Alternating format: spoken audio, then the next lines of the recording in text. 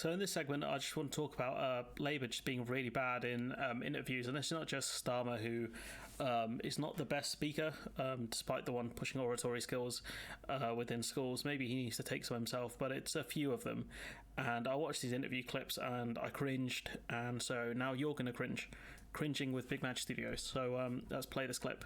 I mean, you know this, and Sue knows this. Sir Keir, is it time to look at nationalisation? I don't think... so they're talking about the water companies. Nationalisation, but this is a real problem, Nick. I mean, you know this, and Sue knows this, and across the country, I think there's a revulsion that rivers, our beaches, our seas are polluted. Well, I think there's revulsion that shareholders have been paid and holes haven't been fixed. Absolutely. And that's what revolts people. Regulation needs to be tightened, it needs to be enforced, there needs to be accountability to the top. And I think the What do you mean by that? That it should go right to the top of the organisation. She could face criminal charges? Should be in a position of personal liability, whether that's civil or criminal. But so they could. There needs to be. I don't know if that's possible because the corporate veil exists. I don't know if you can directly go after CEOs and things like that of companies. I guess they will try and deny that they had any knowledge of it or something like that. Maybe there is a way. I'm not sure how protected kind of CEOs generally are, but they do have like a decent share of protection. Maybe that's more in America than anything. But I think what Labour should be doing is really laying out here what they would do to the people who run these water companies if they start polluting in the waterways, and talk about the kind of solutions to this, rather than being very vague about, oh, you could face punishment, you best watch out, dog. He knowingly allows they could face criminal charges. There needs to be something that goes right to the top to get this moving. I also think the government needs to have the courage to say we're going to have a look at some of these licences again. This cannot go on.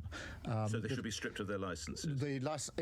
Either removed or tightened. These licences should be taken down and looked at again. But we can't go on. I mean, I think Sue's description is right. The government is, as it doubles the it's sitting this one out, and it's disgusting. They need to do something about it. Why not nationalisation or common ownership? I remind you, when you were running for Labour leadership, you used the expression common ownership for industries such as water, rail, energy. Is this one of your famous flip-flops, Sir Keir? No. Burn. Nick, I mean, I'm not ideological about this. I'm pretty practical. You seem pretty ideological during the leadership contest, I'll be honest, G. Minded, and that's why in other areas we have said we want a publicly owned company, GB Energy, which will run the energy of the future, I hope. You've been pretty vague on that, I'll be honest. But when it comes to water, I looked at the amount of money you'd now have to pay to bring water back into I wonder how much more expensive it is now compared to how much it was a couple of years ago when he pushed the idea. Just saying. Public ownership is huge, and that would simply be used to pay off the shareholders. And I don't know what Sue would think about that if I said my policy. You know, all those shareholders made a huge amount of money. Well, my policy is to use taxpayers' money to pay them off now. I actually think the better route is regulation, enforcing it, and taking these... I think what he should have said here is, and he might have said it during the longer clip, I don't know, this is what LBC put out, but what I would say is he should have talked about fines, really, really aggressive fines. But the problem with fines is they can pass those on to the bill payer. So there's got to be something that Labour need to figure out how to kind of resolve this issue. And it might be the case that they do float nationalisation. They just say, look, you either sort this out or we will fine you into oblivion. And things like that. That's one of the things where Labour really needs to be a bit more aggressive, but it's not the best interview. I think he throws a punch at the government, which is what you want to see, but you do want to see him push kind of Labour's policy agenda on top of punching the government, because otherwise it looks like he's not got much, especially when, it's bad when you get pieced up by Nick Ferrari talking about common ownership, which is Starmer's own words, and Starmer saying, oh, look how expensive it is. If I was Nick Ferrari, I'd say, why is that suddenly a problem now when it wasn't, a couple of years ago? I guess you open the door for Starmer to talk about borrowing costs, etc., but at least it would be a better interview, but not the best from Sir Keir, but a pretty easy one. We've got this from Wes Streeting, who not my favourite Labour MP, that's for sure. In our interaction, it's a high bar. So they're talking about outsourcing in the NHS. There is an issue of trust and credibility here. Keir Starmer made 10 pledges to the Labour Party when asking to become party leader. They included point 5, which said these words, end outsourcing in our NHS. What did you take those words to mean? Well, I think that what Keir wants to achieve and what I want to achieve is better value for taxpayers' money. And sometimes I think it is fair to say outsourcing, although notionally about cost saving, is penny wise and pound foolish. And what I would say more generally about the pledges what do you take as outsourcing? Well, I mean, there are lots. When of, he said lots end of, outsourcing, It's just so Weasley. didn't he mean end private provision? Well, I'll give you an example. That's typically what outsourcing is meant to be. So when you use the private sector to fill a role, you've outsourced it effectively. You've used a third party.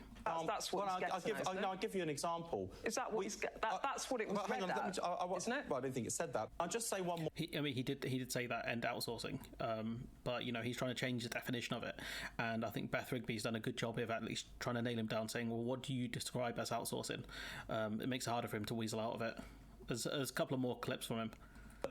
When he made those pledges, the world was yet to change with the pandemic and with the absolute state of the public finances. And I hope that people take... He's not he can't even make eye contact or even look at it. He's looking to the far right. What's up there? The answer's over there on a sheet or something. Trust and confidence from the fact... What is going on here? That we are not going into the next election making promises that we can't keep, that things that we might like... Promises I Can't Keep, a great song by Mike Shinoda. ...to have done, we've had to quite honestly say we're not going to be able to afford to do. A lot of... They're saying we can't afford that at the moment when, again, it's nonsense. The affordability argument is nonsense. Why they're saying this is because the public lack any kind of understanding of the economy. That's the main problem, Instead of thinking of the economy as a household, if you borrow money that's unaffordable, then it causes problems. More like a business where you can borrow money to invest. And that's where the key comes in. Where do you give the money? Do you give 32 billion to test and trace and waste it, or do you use that money to fund the NHS properly, to fund training programs, to fund schools, etc.? Where do you put the money? That's the key question. Another poor answer there from Wes Streeting. And again, Labour have it all in hand. They have an easy win here, and it just awful. And this is when he's asked about kind of changes to the promises that Starmer's made. Porter's Labour members will have maybe been shouting at the television when you said that, because a lot of them will feel that the reason that Keir Starmer made these pledges, or a number of them, was because he was trying to win the leadership on the back of quite a left-leaning membership, and he said what he needed to say to win, and then he changed what he did. And a number of Labour supporters might feel betrayed by that. 100% that's what he did. 100%. Because it's the classic American pivot, is you run to the base during the primaries and then you run back to the centre during the elections. That's what's happening. Now, I'm conscious there looks to be a cut here. Supporters might feel betrayed by that. I think it looks like there's a cut there, so I'm a bit conscious of that just in case. Serious misrepresentation of the mood of the Labour membership. I don't think the Labour membership are happy with him, I'll be honest. The problem is there's no contender to take the spot, but I don't think the membership are happy with him. That's an awkward pause. No one in the Labour Party is feeling betrayed by a leader who has put Labour within touching distance of winning the next general election. Now, the question is, has Starmer put them in that position, or did the Tories basically shoot themselves in the leg repeatedly and then say, no, I'm all good, bro, it's just a flesh wound, honestly? People on the Labour left will feel betrayed. Well, I'm sorry, but they have to... By promises he made to become leader, and then he's backed off from them. I'm afraid they have to dry their eyes and be glad of the fact... Imagine saying that to members and looking at the camera saying this, right? He couldn't, when he was talking nonsense up there, he couldn't look at the camera, he couldn't look at Beth Rigby. Now he's talking absolute nonsense, he's saying, dry your eyes, mate, and all this stuff. Now he's feeling confident in what he's saying. He's got the confidence to look at the camera and look at Beth Rigby. It's just embarrassing.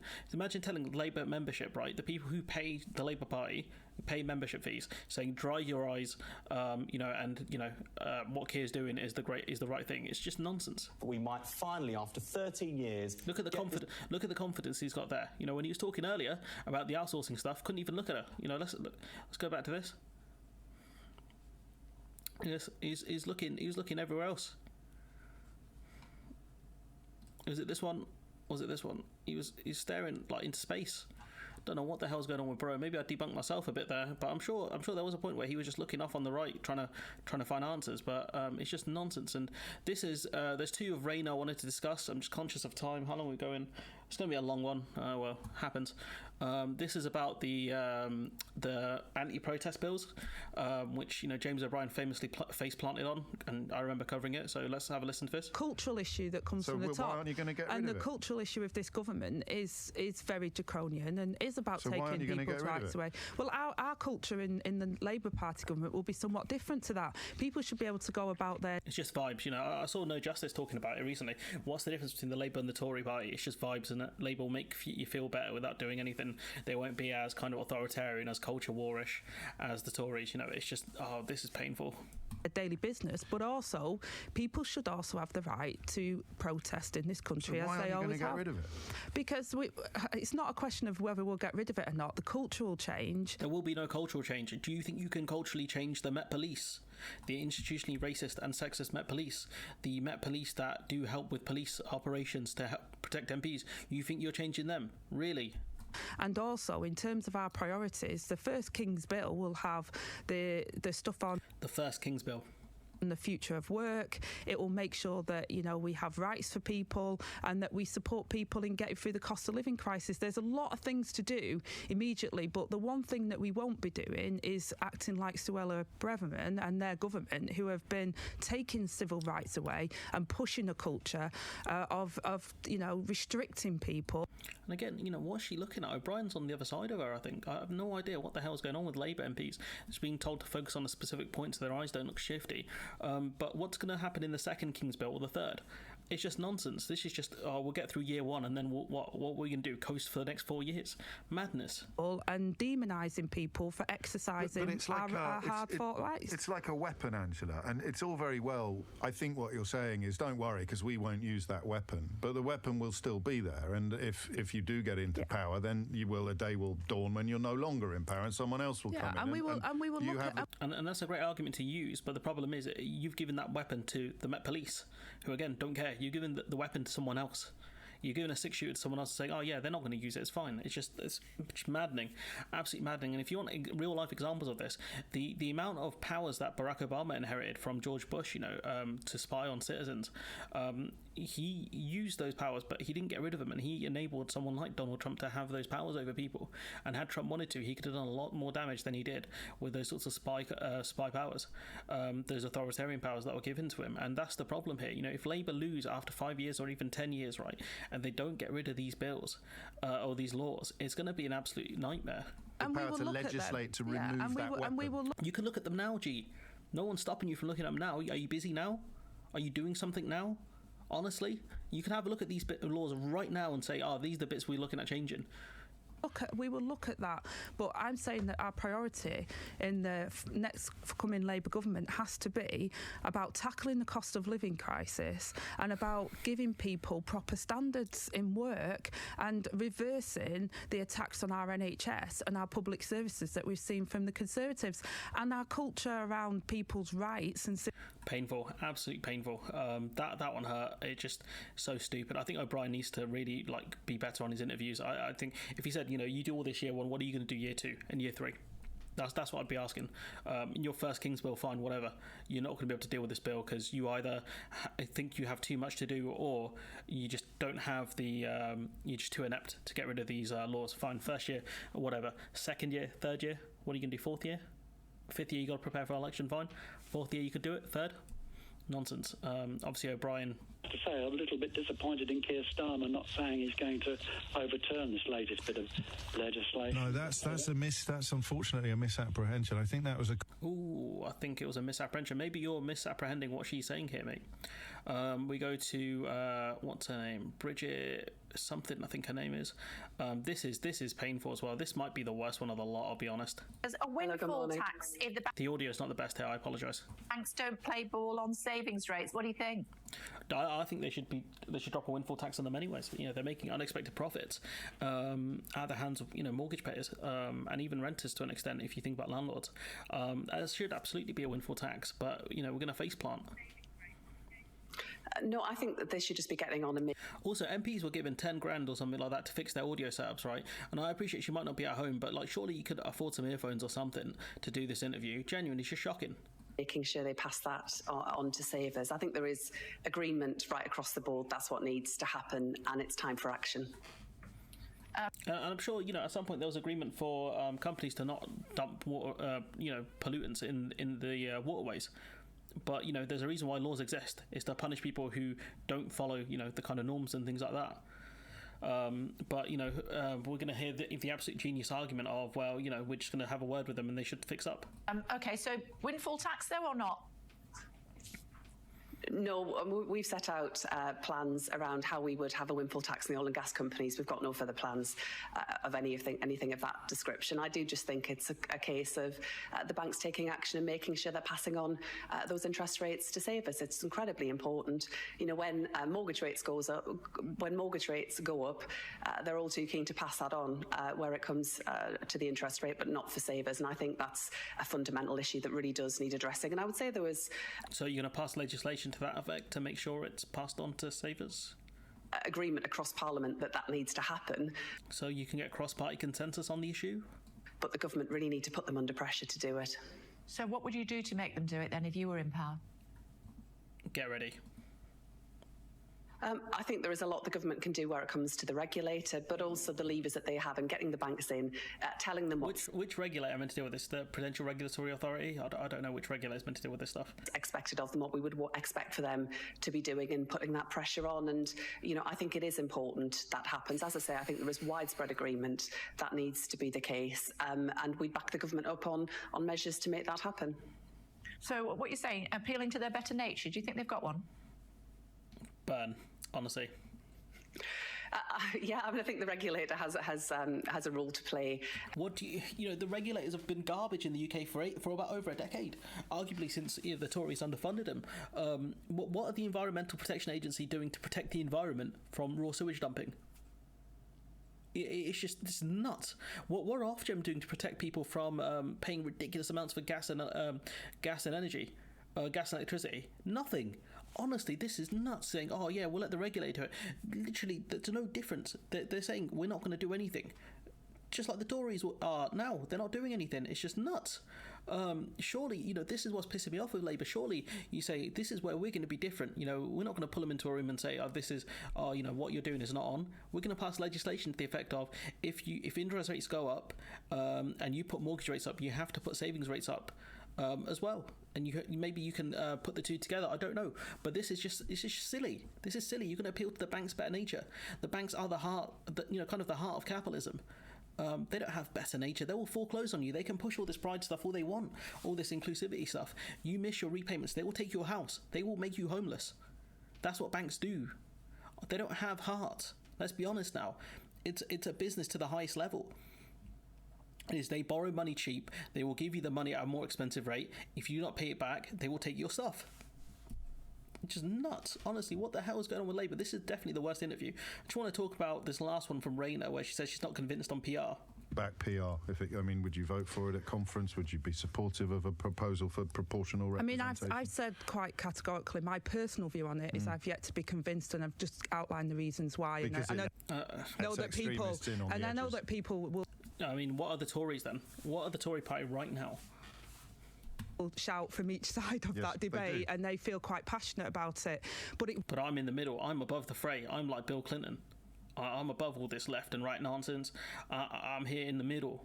We'll come to conference, and I am a Democrat, and if our party decides... They voted, I think the members have voted consistently for PR over the last 2 years or whatever. So, where are your democratic values there? That's where it wants to go, then I will be led as part of that, and I will do my leadership in ensuring that democracy prevails in the party. But they've already voted. The membership want PR. So for you to argue I'm a Democrat, it's the leadership that are blocking it. I think even the unions are on side of it, which is surprising because it will weaken the unions to an extent. Because instead of having to back the Labour Party, they will have to back potentially another kind of left-wing party. But even the unions are backing it. But this answer here, it just pain is what I feel. I don't think there's any more clips I want to go through. No, this is on something else. But anyways, let me know what you think in the comments below. Like, comment, share, subscribe, support the channel on Patreon if you can. And that's my face right now, and I'll catch you in the next one.